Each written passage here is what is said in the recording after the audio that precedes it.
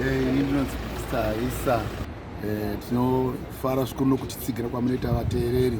Tichirimo mukuimba, tichiri kuimba, Mwari achiri kutipa nyasha. Tichiri kufemerwa naMwari kuimba nzimbo. Ari zvino maalbum andabuditsa ndaane 11 11 albums. Pane dzimwe dzitoripo new one vazhinji havadzizivi. Pane imwe inonzi machechi new one, pane imwe inonzi pasi rino, pane imwe inonzi mazuva, zvichingoenda zvakadaro hadziripo.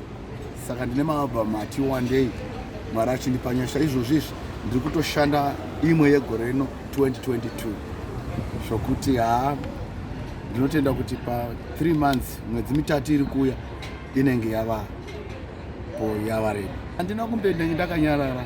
Chinoita kuti munhu asikane kuti achiripo ukange wabudisa nzimbo dzikaendavo kuma-radio station dzikaridzwa new one idzodzo, ndokuti vanhu vaziveka kuti munhu achiripo uyu.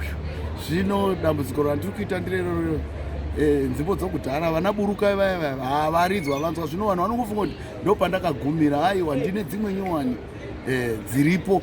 Saka ndiri kungokurudzirawo ma-DJ mandiridzirawo new one, vanhu vaziveka kuti Haisa achiripo. Nokuti chinoita kuti vateereri vazive kuti uyu muimbi achiri mupenyu, aripo achiri kurekodha. Mwari achiri kumufemera nzimbo kunge dzaridzwa kuma-radio stations. Ndafarira platform.